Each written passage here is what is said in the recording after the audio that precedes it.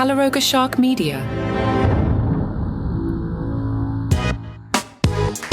Hey there, I warned you they're about to overexpose Nate Bargatze. There are two big pieces in the Washington Post and the New York Times. I'll discuss them on the podcast tomorrow for reasons I'll explain later. Hi, I'm Johnny Mac with your Daily Comedy News, but I did share them in the Facebook group, which is Daily Comedy News Podcast Group. Ronny Chieng special getting a lot of buzz. Friend of the show, Jason Zinneman, has it as the #1 special of the year. My plan was to watch it on Tuesday evening and discuss it tomorrow, and then I can record my end of the year list. The LA Times caught up with Ronnie. I also shared this in the Facebook group.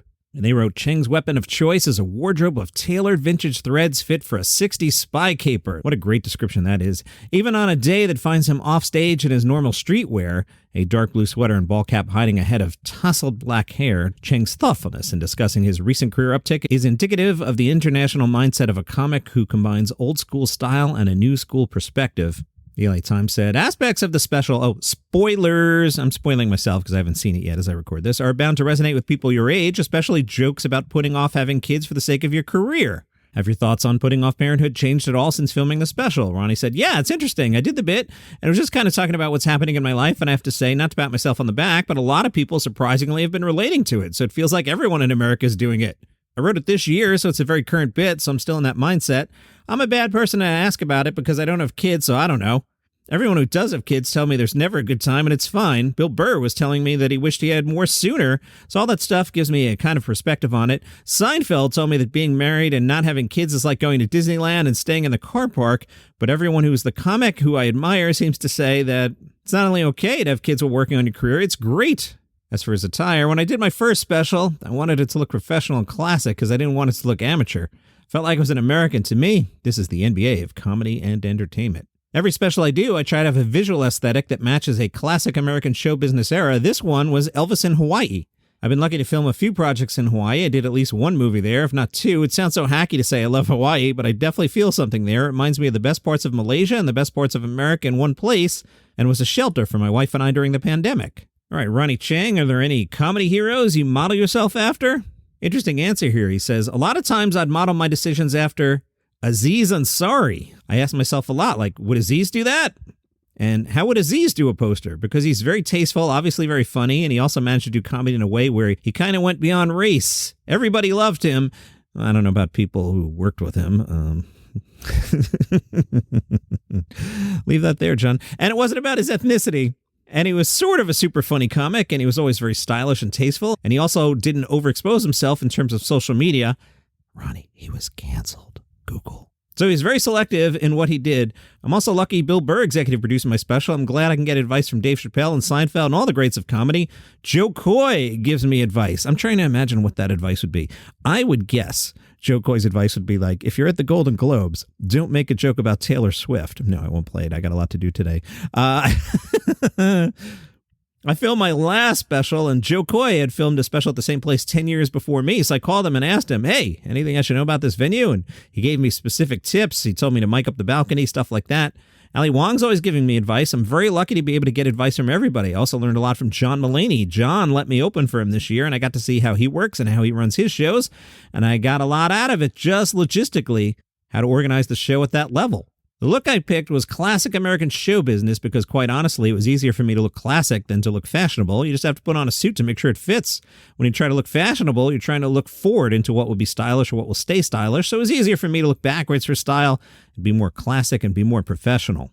He points out you can't dress that way doing spots in New York City. I feel like if you did three-piece suits every single time, it almost looks like a gimmick, you know? Kind of loses its impact. Interesting question here from the LA Times. Ronnie, do you think selling merch as a comic is more trouble than it's worth? He said, I never want to sell something I wouldn't buy myself, so if I wouldn't wear it every day proudly, why would I try to sell it? And when you bring merch on the road, everybody takes so much of a cut, it doesn't even make sense anymore unless you make it into an entire operation and you outsource it. I'm happy they bought a ticket. I don't need to extract more money from them. But that's just me. I asked Bill Burr about this because he doesn't really do much either. I asked if he ever figured it out, and he was like, nah, they take such a big cut and it's not worth it.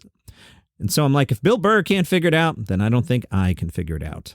I do sell socks and vinyl on my website, so people can buy socks and vinyl if they want to buy something. But it's also an environmental thing. I just don't want to sell something that would end up in a river choking out a sea turtle. Nikki Glaser was on CBS this morning. Now, I'm going to pull some clips here and not comment on them. Why? I don't know if you're picking up. I'm a little hyper. So this time of year, everyone's home. And To publish the podcast, I have to edit the podcast. To edit the podcast, I have to voice the podcast. To voice the podcast, I have to write the podcast.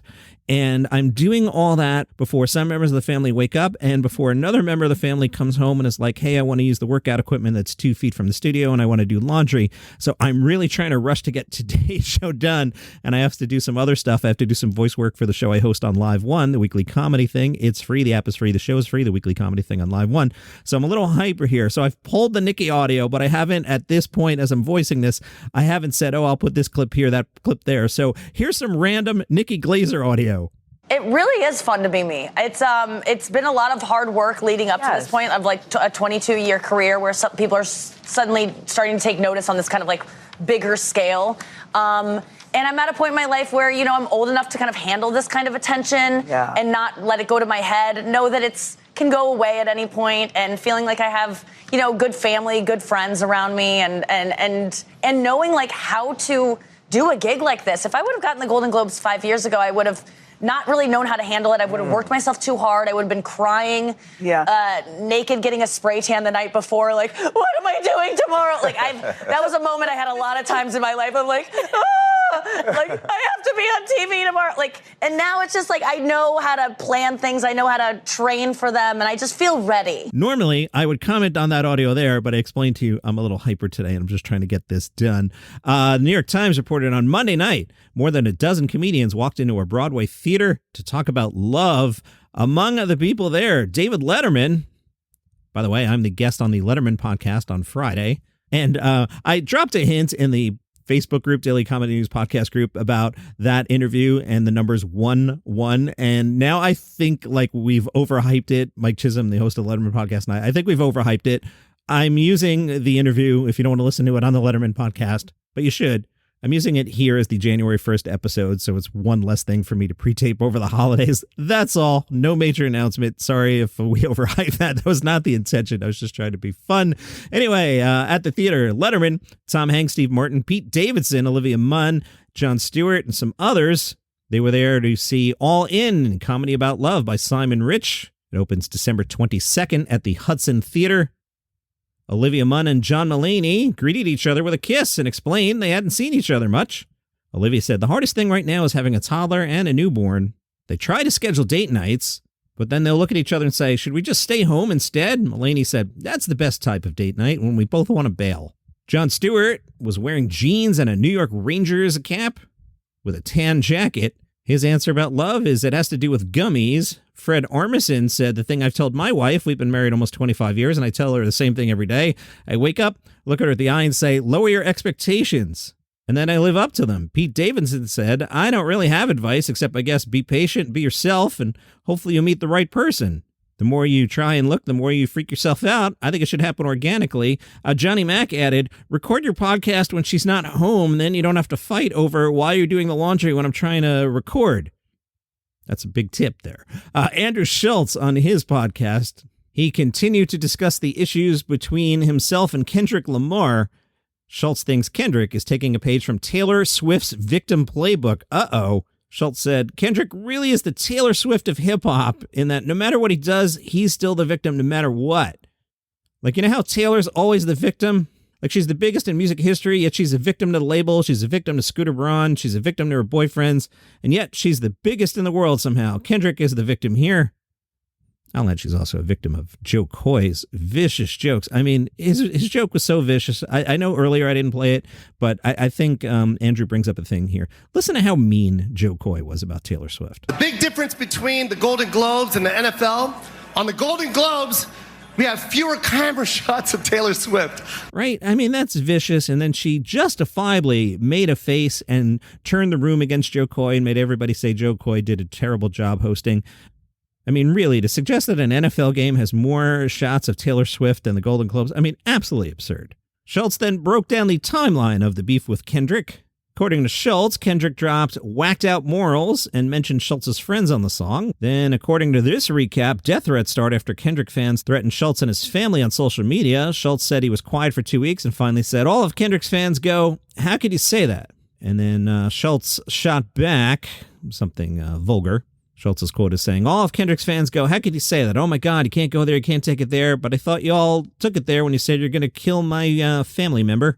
So wait, you can kill my family member, but I can't, vulgar thing? I'm really clinging up here and I'm avoiding something I don't want to voice. You can listen to Andrew Schultz podcast. Margaret show in light hot water. So there's no such thing as light hot. Lukewarm water, Margaret show in lukewarm water. Really rushing today. Under a lot of pressure to get this one done. Let's see. Margaret was on the Out 100 red carpet, an event hosted by Out magazine that honors the most significant LGBTQ plus individuals of the year. In a video interview, she was asked, "Who are you holding space for right now?" And she replied, "The United Healthcare CEO shooter. I'm holding space for, as most people I know are. We're holding space for those eyebrows, that body, the abs." Piers Morgan jumped in and said, "Sickening. What is wrong with these people?" Apparently, What We Do in the Shadows had its series finale. This is a thing that happened. I missed it. They sure didn't promote it. I mean, I knew about the Yellowstone finale, but apparently the series is over. Very, very, very, very light spoilers from the AV Club. I didn't even read the entire article because I didn't want to spoil myself. I like that show. I don't even know if I knew it was on. I'm sure I told you it was on, but I forgot about it because it's on regular TV and I don't come across it. But apparently finale was a funny half hour of what the F do you actually want from us? Utterly ruthless in the face of any back-of-brain impulse to go for an everybody hugs moment, Shadow's finale instead plays tribute to its history while thumbing its nose at the idea of deeper meanings. All right, that sounds pretty good. I'll have to catch up on that. On Gossip Corner, Chevy Chase went out for steak in Peoria. He was at Jim's Steakhouse over the weekend. Waitress Gayla said Chase and his family arrived around 6:30 on Saturday. And said, "I was just super excited to meet him, and I was really obviously honored to be able to wait on him and his family." Kristen, the manager, described Chase as a normal, regular family type of guy. Gayla, the waitress, said, "I did hear him say something about he was just glad they could all be there for dinner. I just tried to give him that time, the space to eat and, enjoy time with his family." Kristen, the manager, said, "We put a picture on the table for him to sign for us to put up on the wall, and I hear that he cracked a joke to make sure that we hang it in the ladies' room." While in Peoria, Chase spoke to the Peoria Journal-Star, and he was asked who should be on the Mount Rushmore of comedy. Chevy's answer, "I'd want to have Danny Aykroyd, Richard Pryor, Ernie Kovacs, and Charlie Chaplin with me." Well, that's 5. So first of all, there's only 4 on Mount Rushmore. And if I weren't trying to get today's podcast done as quickly as possible, I would comment on that list some other time. Chevy said, "Those are the ones. They really are."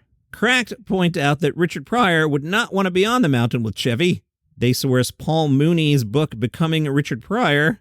In the book, apparently Mooney wrote, "Chevy Chase was the doll baby, the darling of the discotheque with straight teeth, and Richard wanted to knock them out." There was supposed to be a show on Monday night aimed at bringing together communities from both sides of the Israeli-Palestinian conflict. Debate Don't Hate would have taken place at Stand Up New York. Organizers were forced to cancel after pro-Palestinian comedians withdrew. Palestinian comedian Aman El-Husseini wrote to the organizers, "Thanks for reaching out, but I can't share the stage with any Zionazis while my people and Arabs in the region are being decimated and genocided so Israelis can have beach houses and more land that's not theirs." Libyan comedian Mohand El-Sheikhi posted on Instagram, claiming the now-canceled show was a little debate about why murdering children is wrong. Helen Rosner is a Palestinian activist and wrote, "Some comedy club in New York City is apparently putting on a both sides night about Israel's annihilation of Gaza, inviting me to build a more inclusive community." Organizer Robin Lemberg told the New York Post the intention was not to debate genocide.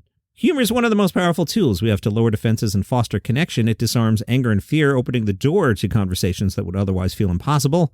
The facts are that anti-Semitism is growing exponentially, not to diminish the rise of Islamophobia as well. And that concerns me personally and feels awful for all of us." Comedian Elon Gold told the Post it's a missed opportunity. "The whole point of comedy, beside the laughing part, is the unifying and the sharing of the human experience. And if comedians on both sides of this can't get their literal act together, I'm concerned for the rest of humanity." Donnie Zoldan, the founder of Stand Up New York and someone I'm friendly with, and we work together back at the podcast company, a website called the Alzheimer.com. They say last week on Thursday, Donnie released an open letter addressed to the pro-Palestinian comics. According to the report, the letter said, "By participating, you're not endorsing any narrative or perspective other than your own. You're helping to create a space where others can see what it looks like to sit in the same room, listen and engage without fear or anger dictating the conversation. We need your voices, we need your humor, and most importantly, we need your courage to engage." On a happier note, if you're me, the National Film Registry has put Star Trek II into the National Film Registry. Yeah. Big fan of that. I wrote about it on my Substack, mcdpod.substack.com, link in the show notes.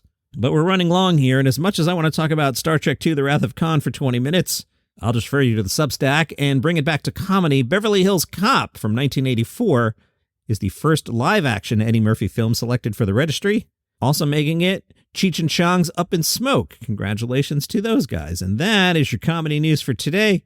Whew, I got it done. See you tomorrow.